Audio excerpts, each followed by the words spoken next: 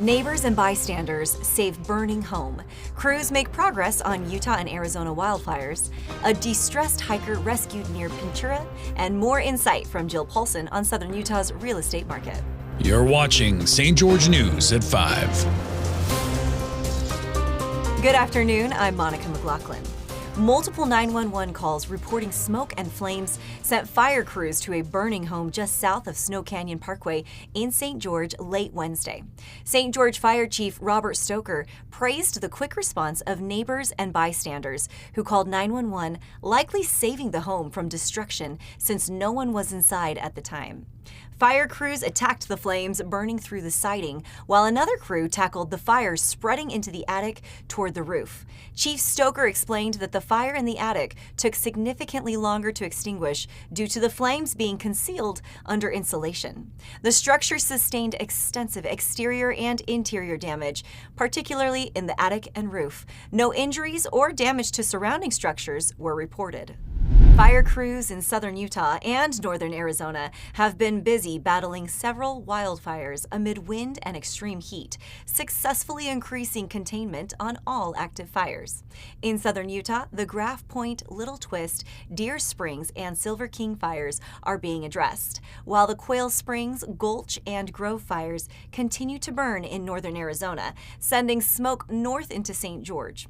The most current update includes the Quail Springs fire at 1,635 acres and 15% containment. The Gulch fire at 932 acres and 75% containment, and the Grove fire at 27 acres and 80% containment. The Graph Point fire near Cedar City is at 544 acres and 57% containment, with minimal fire behavior observed. The Little Twist fire has burned 5,367 acres and is 75% contained. The Deer Springs fire near Kanab has burned 11,766 acres and is 85% contained. And the Silver King fire near Marysvale has burned 18,074 acres with 78% containment. Multiple agencies successfully rescued a distressed hiker suffering from heat exhaustion in a remote area north of Pintura, Utah. Here's Alicia Lundgren with the details. A man was airlifted from a remote area north of Pintura called Peter's Leap. He had been hiking with a group and was unable to continue due to the heat.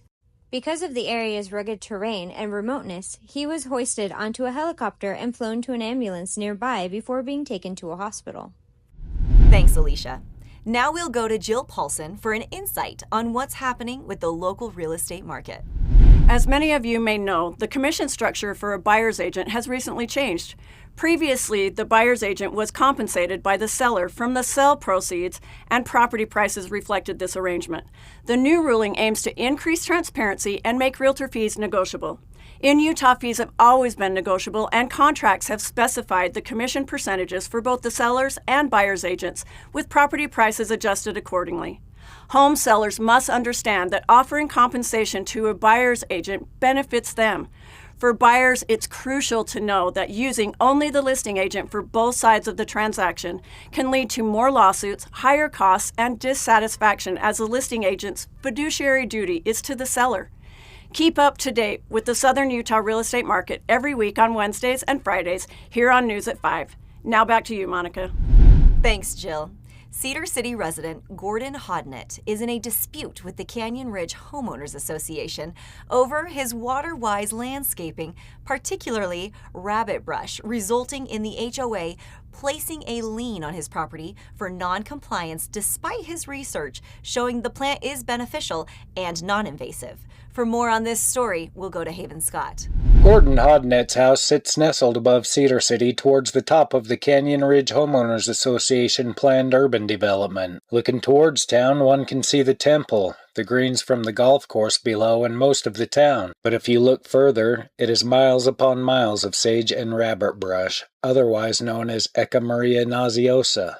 Hodnett likes the fact that the rabbit brush he purchased with his house, along with the sprinkler system and other water-wise landscaping, helps the neighborhood pollinators. So it's good for the, it's It saves us water, and it allows us to have pollinators around all year. The Homeowners Association placed a lien on Hodnett's property on April 15th due to unpaid fines assessed for refusing to remove the rabbit brush. The U.S. Department of Agriculture, Utah Department of Natural Resources, and U.S. Forest Service all say the plant is not an invasive species. Rather, it helps the soil retain moisture, provides food for other plants, pollen for bees, and uses a fraction of the water as typical yard plants. Hodnett has submitted landscaping plans and met with HOA board members, but has yet to come to a resolution that allows him to keep the rabbit brush. According to Utah State Court records, no lien has been filed with the civil courts on Hodnett's property. Utah state law does allow for community associations to issue a property lien without a judge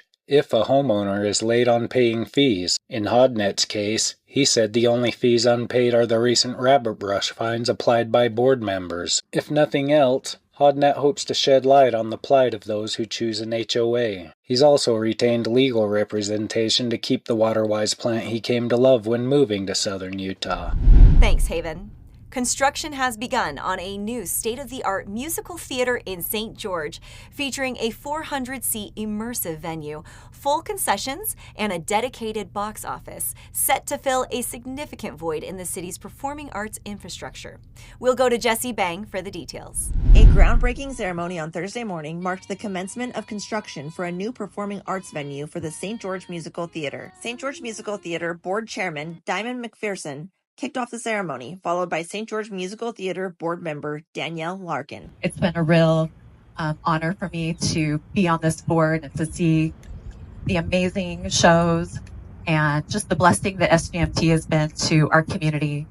And so let's finish the fundraising. Like Diamond said, we're not fundraising today, but we need to earn a little bit more money and finish this project off and get it open. With over half of the required $16 million already raised, President Bruce Bennett told St. George News they're confident they'll raise the additional $8 million needed to complete the project. I've had the honor and pleasure to be associated with St. George Musical Theater from almost the very day my wife Ellen and I moved with our 3 children from California almost 28 years ago. The new performing arts venue, expected to open in 2026, will feature 400 in-the-round seats with an immersive and intimate feel. Thanks for watching St. George News at 5. I'm Monica McLaughlin with St. George News, your #1 source for local news.